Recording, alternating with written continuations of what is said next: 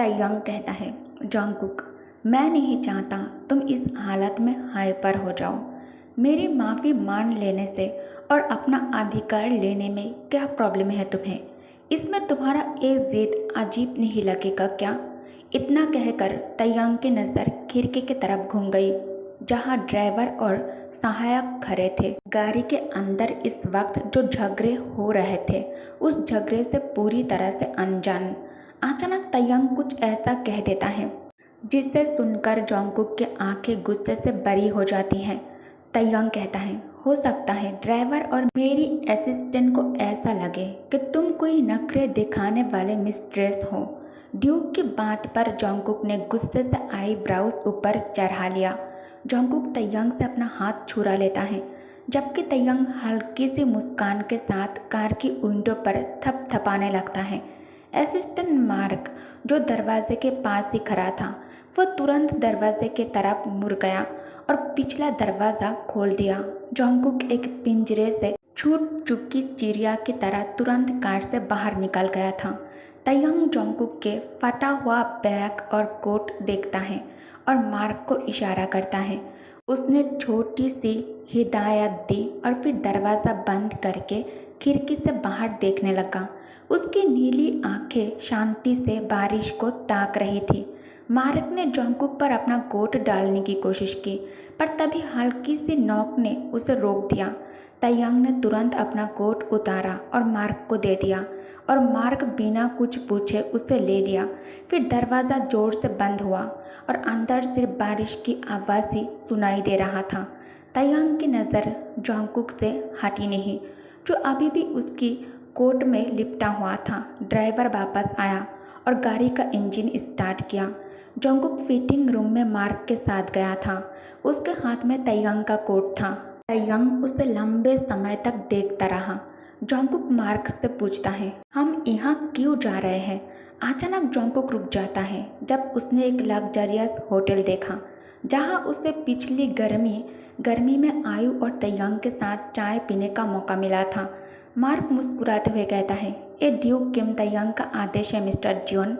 Duke ने कहा कि वो अरबिश तभी वापस जाएंगे जब आपको चाय पिलाकर माफ़ी मांगेंगे। जॉन्गकुक मन ही मन कहता है, मैं सब कुछ समझता हूँ। ड्यूक बहुत चालाक है, वो माफ़ी मांगने की बहाना करके मुझे अपने पास रोकना चाहता है।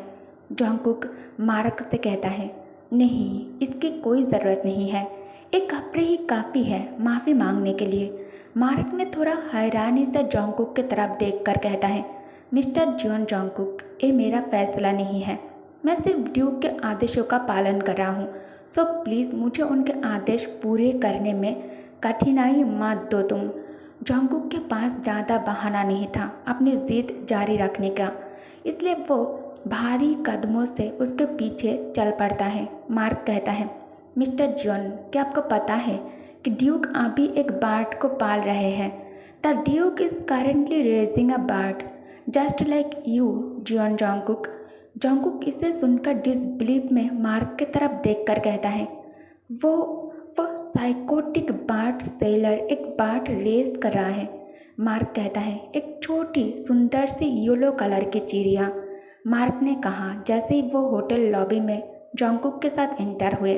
जॉन्गकुक कहता है, ड्यूक उसे पाल रहा है या उसे मारने के लिए रेस कर रहा है? मार्क कुछ बोल ही नहीं पाए, लेकिन तब तक वो दोनों टी रूम के एंट्रेंस तक पहुंच गए थे। मार्क ने जॉन्गकुक को तयंग के पास छोड़ दिया जो विंडो के पास बैठे थे। तयंग विंडो के पास बैठकर रेनी टेरेस की तरफ देख रहे थे। काम पूरा होने के बाद मार्क तुरंत रूम से निकल गए थे।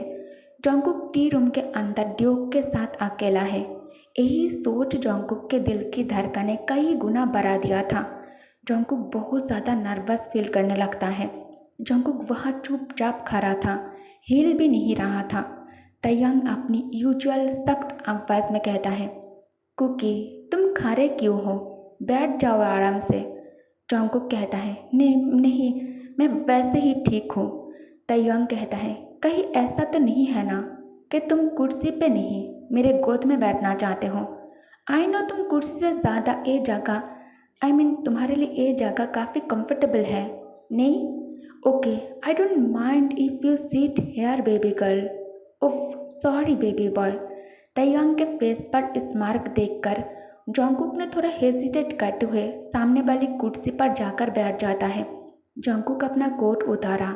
अंदर एक नई टर्किश वेलवेट की शर्ट थी जिसमें शाइनी पाल बटन्स और एक बड़ा व्हाइट लेस कॉलर था। सब कुछ नया लग रहा था।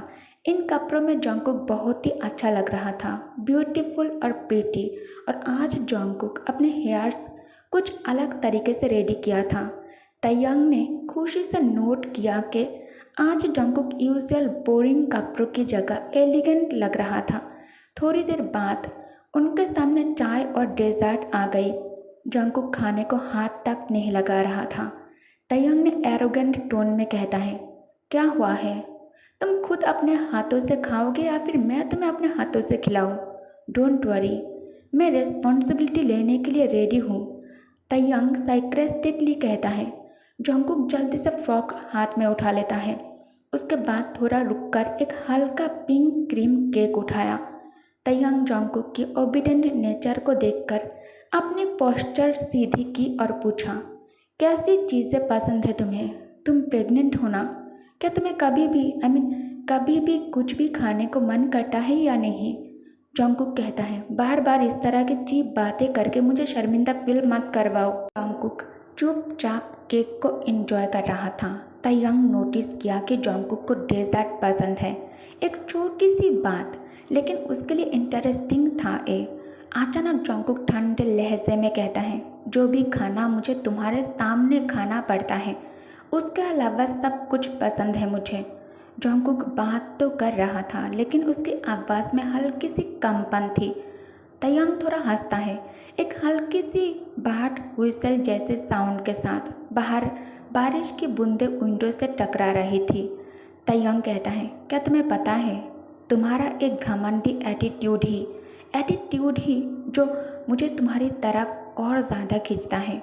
जब तुम इस तरह के एक्सप्रेशन बनाते हो तब मेरी क्यूरियोसिटी तुम्हारे लिए और ज़्यादा बढ़ जाती है, और अगर तुम ऐसे ही बने रहे तो शायद मैं तुम्हारे लिए एडिक्टेड हो जाऊं। तैयांग ने धीरे से कहा, जैसे कोई सीक्रेट शेयर कर रहा हो। जॉन्गकुक तैयांग की बातों से घबरा जाता है और तुरंत तैयांग से थोड़ा दूर जाकर खड़ा हो जाता है। तैयांग मुस्कुराते हुए कहता है, तुम इनोसेंट और सिंपल एक्ट करो तो शायद मैं तुमसे बोर हो जाऊँ बहुत जल्द। फिर तैयांग अपने चेयर में रिलैक्स हो गया, जैसे कि उसे लगता हो कि जॉन्गकुक उसके हार मूव से हिल जाएगा। जॉन्गकुक सोच समझ कर फ्रॉक टेबल पर रख दिया। चीक्स थोड़ी फ्लैश हो गई। उसने जल्दी से नैपकिन से अपने होठ को साफ किए। तैयांग फिर से पूछता है, तो तुम्हें क्या पसंद है जाने मन?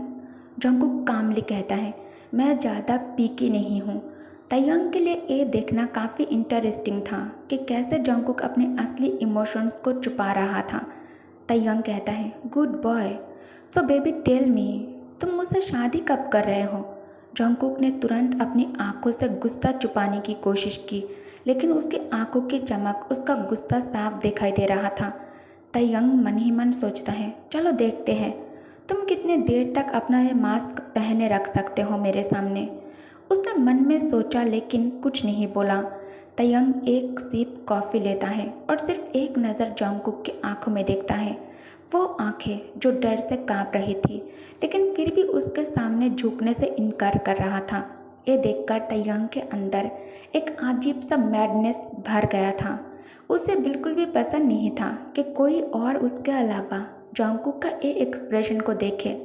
तैयांग को ये सोचकर एक सुपीरियर फीलिंग आई, जैसे सिर्फ वो ही था जो जॉन्गकुक के दूसरे रूप को जानता था। बाकी सबके सामने जॉन्गकुक एकदम काम और ओबीडियंट रहता है। जॉन्गकुक बिना किसी कॉम्प्लेन के खाना खा रहा था, हर सवाल का जवाब दे रहा था। तैयांग का जो यूजुअल सेल्फ था वही जॉन्गकुक जानता था। जॉन्गकुक कभी ड्यूक की तरफ गुस्से भरी छोटी छोटी नाराज़ नज़रें या फिर एक दो बार वो हल्की सी ब्लश करती थी जब उसने अपने क्रीम से भरे लिप्स को बाइट कर रहा था। जॉन्गकुक प्रेगनेंसी के कारण बहुत ही ज़्यादा खा रहा था। जॉन्गकुक इस पर ध्यान ही नहीं दिया।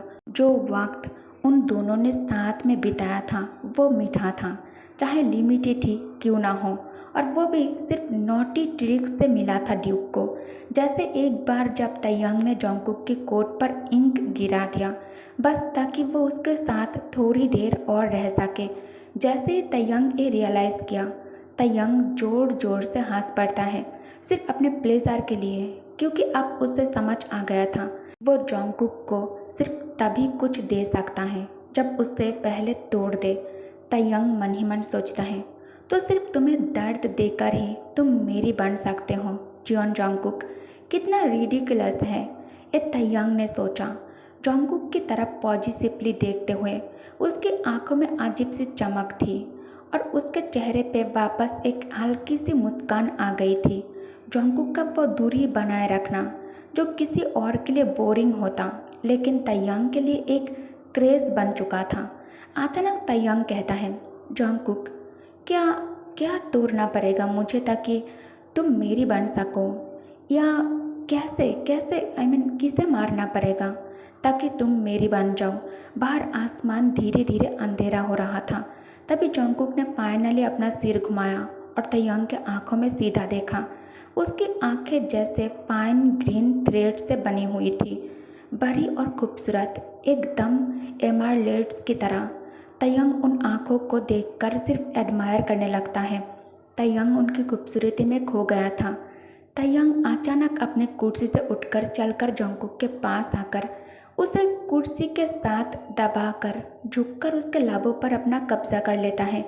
जोंगकुक तयंग के कंधे को पीछे की ओर धक्का दे रहा था, पर तयंग अपने जगह से हिल भी नहीं रहा था। जोंगकुक के आंखें लाल होने के वजह सॉफ्ट होने लगता है। धीरे धीरे जोंगकुक शांत होने लगता है। तयंग जोंगकुक को कुर्सी से उठाकर टेबल के ऊपर बिठाकर उसके होठों को चूम रहा था। दूसरी तरफ जिमिन आयु से कहता है, तुम यहाँ अकेला बैठकर क्या कर रही हो? तुम्हें नहीं लगता कि तुम अपने फियांसे को कुछ ज़्यादा ही फ्रीडम दे दिया है? वैसे आज ड्यूक एनेक्स में कहीं नज़र नहीं आ रहा है। तुम्हें पता है ड्यूक कहाँ गया है? आयु कहती है, वो ड्यूक है, मैं उनसे सवाल कैसे कर सकती हूँ? उनको 100 काम होते हैं करने के लिए, तुम्हारे तरह नहीं है। जिमिन कहता है, मैं यहाँ अरबिश काम से ही आया हूँ, वो भी तुम्हारे लिए, शायद तुम भूल चुके हो। ड्यूक उस अनाथ लड़के को पसंद करता है, इसलिए वो हंटिंग पर जाने से मना कर दिया है।